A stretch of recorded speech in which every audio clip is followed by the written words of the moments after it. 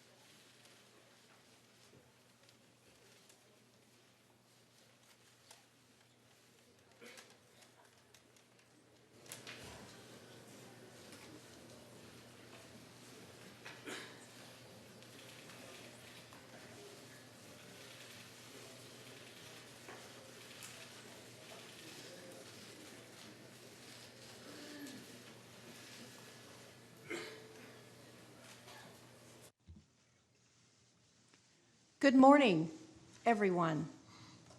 Across the splendid array of countries and cultures represented here, we come together this morning united by our belief that flourishing societies are sustained by religious freedom. Sadly, this understanding is not universal. Today, all over the world, people of faith face a rising tide of persecution. In just the past years, we have witnessed horrific acts of violence committed against worshipers in mosques, churches, and synagogues. We have watched the arbitrary detention and the mistreatment of religious minorities in countries around the globe. And we have felt the chill of a world that seems increasingly disinterested in defending the rights of all people to exercise of sincerely held religious beliefs. As leaders, a time such as this calls us to demonstrate our commitment to religious liberty, not only in word, but also in deed, which is why I am so extraordinarily pleased and honored that we are joined here today by President Donald Trump and Vice President Mike Pence. Under the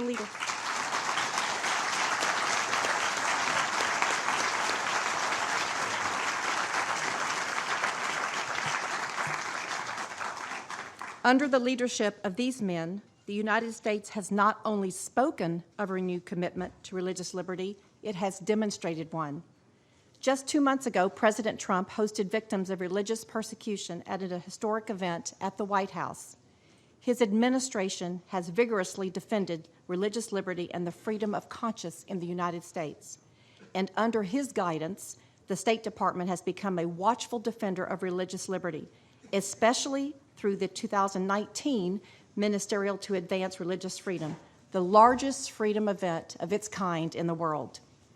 We anticipate a fruitful discussion today on how we can expand religious liberty, guarantee the sanctity of houses of worship, and combat religious persecution around the world. And I am so delighted that you've joined us for this timely event. It is really hard for me to think of a better person to introduce to a gathering of the freedom of religion in the world. He knows what religion is, what support it can give to the individual and to whole societies. He's an unpretentious man who not only believes in the power of religion, he lives his religion with respect and even piety. He respects the faith of others. He is that great exemplar, a hardworking family man, born in Indiana, proud of his state, prouder of his country, and a first-class demonstration of President Trump's wisdom in selecting those who serve him closest. It is my pleasure to introduce you to the Vice President, my friend, Mike Pence.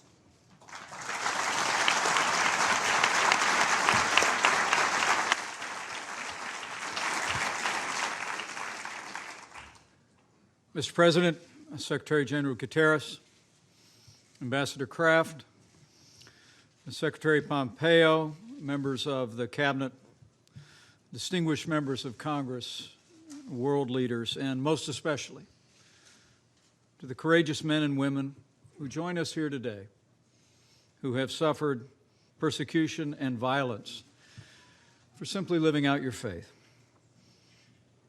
whether that be Christianity, Judaism, Buddhism, and Islam. It is my great honor to be here today with the President of the United States to reaffirm America's commitment to what the people of our nation have always believed, that every person is endowed by our Creator with certain inalienable rights. That Americans have always believed our first freedom is the freedom of religion.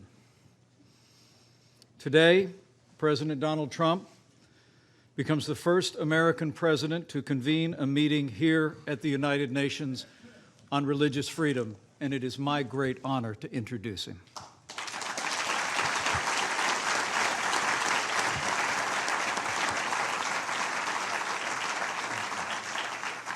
There's no better time for a meeting like this on the world stage. As we gather here at the United Nations, more than 80% of the world's population live in nations where religious freedom is threatened or banned. The regime in Iran brutally persecutes Christians, Sunnis, Baha'i, and Jews. In Iraq, Iran-backed militias terrorize Christians and Yazidis who were nearly wiped out by ISIS' recent campaign of genocide.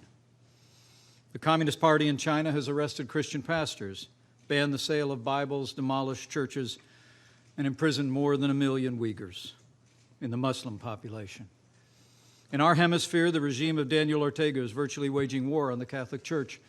In Nicaragua and in Venezuela, the dictator Nicolas Maduro uses anti-hate laws to prosecute clergy, even as his media cronies spread anti-Semitism by trivializing the Holocaust. Communities of faith across the wider world have also faced unspeakable acts of violence in places of worship, shocking the conscience of the world. In October, 11 Jews were murdered in the Tree of Life synagogue massacre in Pittsburgh, Pennsylvania.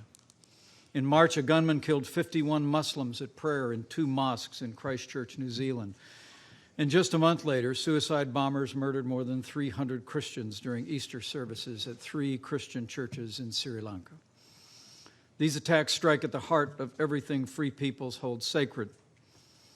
And the threats of religious freedom and the attacks on people of faith underscore why President Trump has taken such decisive action since the very first days of our administration to build and promote our nation's proud tradition of advancing religious freedom, and that continues today. At the President's direction, the United States created the Genocide Recovery and Persecution Response Program, and we've provided more than $370 million to aid ethnic minorities and faith communities persecuted by ISIS in Iraq and throughout the region. Earlier this year, at the President's direction, the Secretary of State held the 2nd annual ministerial to advance religious freedom, inviting more than 1,000 civil society and religious leaders in 100 different nations to the largest event of its kind in the world. And last year, at the inaugural ministerial, at the President's direction, we established the International Religious Freedom Fund, which already has received nearly $5 million in pledges and given over 435 rapid response grants to those persecuted for their deeply held beliefs. And to date, this effort has helped some 2,000 victims of religious persecution around the world. As the President often says, America is a nation of faith, and we will always stand for the freedom of religion of every person, of every race and every creed, to live, to work, to worship according to the dictates of their conscience. And today, giving evidence of his passion for religious liberty, the President will announce additional steps that the United States will take to protect religious liberty and defend people of faith around the world. This is a very special day, and I always say it is a high honor to introduce this president, but to be here at this historic gathering with leaders around the world standing for our first freedom of religious liberty is among the greatest honors I've ever had. And so let me say, it is my high honor and distinct privilege to introduce to you a tireless champion of the freedom of religion and people of every faith in America and around the world, the 45th President of the United States of America, President Donald Trump. Thank you, Nick.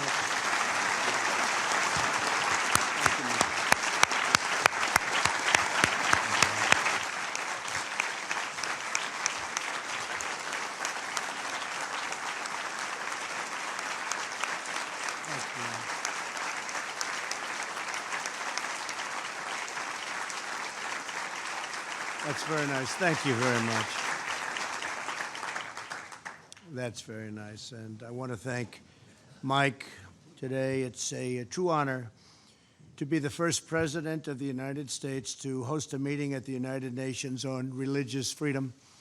And an honor it is. It's long overdue. And I was shocked when I was given that statistic that I would be the first. That's very sad in many ways. And it's great to be with you. I want to thank Vice President Pence for the outstanding job he's doing. He's been a fantastic and valuable representative of our country. Likewise, Secretary Mike Pompeo, Ambassador Kelly Craft, Secretary Ross, Secretary Mnuchin, Ambassador Sam Brownback, all for joining us today. And we have other representatives of our cabinet and the administration in the room. We've done a lot. The Johnson Amendment doesn't get spoken about enough, but I'm very proud to say that we've obliterated the Johnson Amendment within our country so that now we can listen to the people that we want to listen to, religious leaders, without recrimination against them. It was a very important thing, and I said that at the beginning, and I say it now. It's something I'm very proud of. We're also grateful that UN Secretary General Antonio Guterres could be here along with so many of his friends and my friends, world leaders. I've gotten to know a lot of them, and I would imagine you know all of them. I would imagine. If you don't, you're not doing your job. And also, I want to thank my daughter Ivanka for being here. She worked so hard on all of the things that are very important to the people in this room. So thank you, Ivanka, for being here.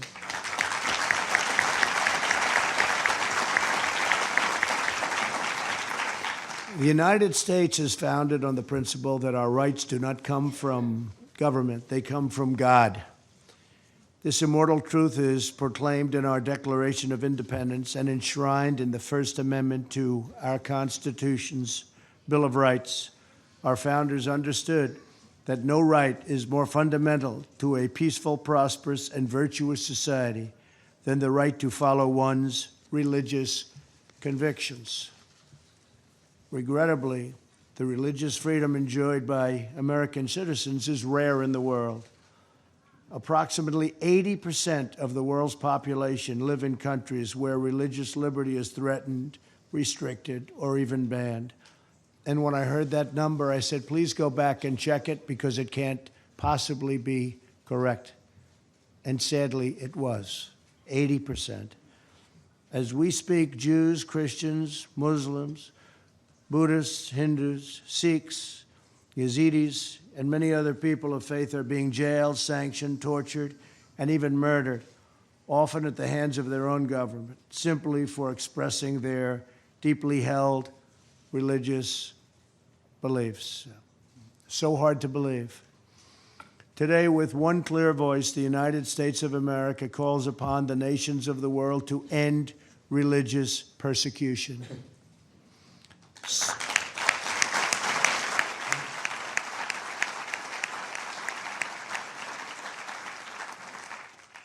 To stop the crimes against people of faith, release prisoners of conscience, repeal laws restricting freedom of religion and belief, protect the vulnerable, the defenseless, and the oppressed. America stands with believers in every country who ask only for the freedom to live according to the faith that is within their own hearts. As president, protecting religious freedom is one of my highest priorities and always has been. Last year, our Secretary of State, Mike Pompeo, hosted the first ever ministerial to advance international religious freedom. In this year's ministerial, Secretary Pompeo announced plans to create the International Religious Freedom Alliance, an alliance of like-minded nations devoted to confronting religious persecution all around the world. I've appointed a special envoy to monitor and combat anti-Semitism. We're standing up for almost 250 million Christians around the world who are persecuted for their faith. It is estimated that 11 Christians are killed every day for the following. I mean, just think of this, 11 Christians a day for following the teachings of Christ. Who would even think that's possible in this day and age? Who would think it's possible? With us today is Pastor Andrew Brunson, who was imprisoned in Turkey for a long period of time.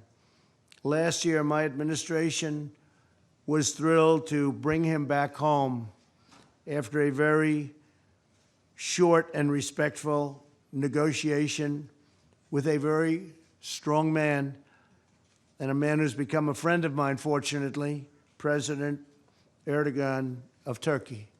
I called the president. I said, he's an innocent man. They've been trying to get Andrew out for a long time, previous administration. I don't think they tried too hard, unfortunately. But I want to thank President Erdogan, and I want to thank you, Pastor, for being here with us today. Where is Andrew? Is he around someplace? Thank you, Andrew.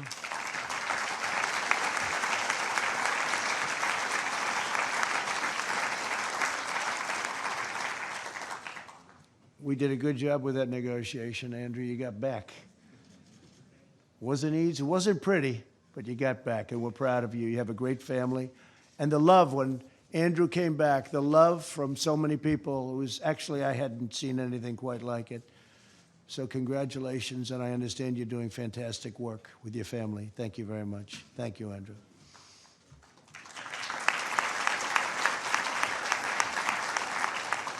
And I also want to thank Franklin Graham, because he's been so instrumental in everything we're doing. He's done such an incredible job in so many different ways, including floods and hurricanes. And every time I go, I see Franklin there. He's always there before me. I don't know how he gets there before me. I'm going to beat him one day, but he's always at these places of really disaster areas. He's right there with an incredible large staff of volunteers that are just amazing. Thank you very much. And Cece, thank you very much. Thank you very much. And Paula White, thank you very much.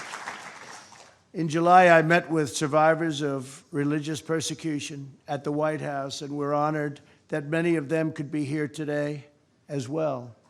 Some of these individuals suffered as a result of state-sponsored persecution, others at the hands of terrorists and criminals. No matter the case, America will always be a voice for victims of religious persecution everywhere. No matter where you go, you have a place in the United States of America. Could I ask those folks to stand up, please? Please stand up.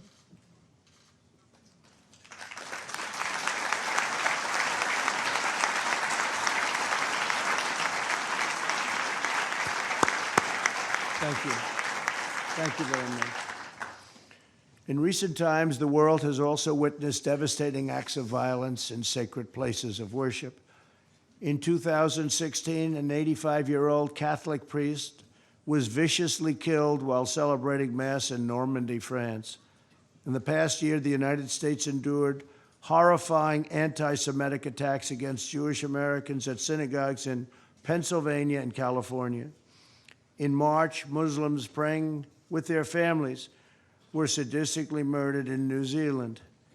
On Easter Sunday this year, terrorists bombed Christian churches in Sri Lanka, killing hundreds of faithful worshipers. Who would believe this is even possible? These evil attacks are a wound on all humanity. We must all work together to protect communities of every faith. We're also urging every nation to increase the prosecution and punishment of crimes against religious communities. There can be no greater crime than that. This includes measures to prevent the intentional destruction of religious sites and relics. Today, the Trump administration will dedicate an additional $25 million to protect religious freedom and religious sites and relics. We're also pleased to be joined today by many of the partners from the business community as we announce a very critical initiative. The United States is forming a coalition of U.S. businesses for the protection of religious freedom. This is the first time this has been done. This initiative will encourage the private sector to protect people of all faiths in the workplace. And the private sector has brilliant leadership. That's why some of the people in this room are among the most successful men and women on earth. They know how things get done, and they know how to take care of things, and they're with us now for the first time to this extent, first time ever, and we're really honored to have you in the room. Great business leaders, great people of strength. Too often, people in positions of power preach diversity while silencing, shunning, or censoring the faithful.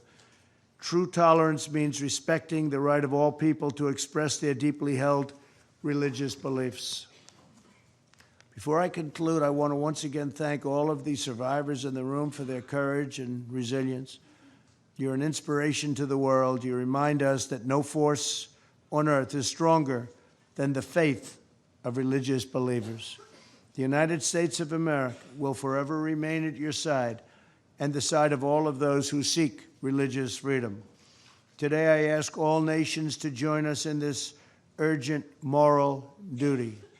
We ask the governments of the world to honor the eternal right of every person to follow their conscience, live by their faith, and give glory to God. The United States has a vital role in this critical mission. Secretary General Guterres will now share a few words on the UN's efforts to promote religious liberty for all, and he has been a champion of exactly what we're in this room for. So I want to thank everybody for being here. God bless you, God bless the faithful, and God bless America. Thank you very much. Thank you.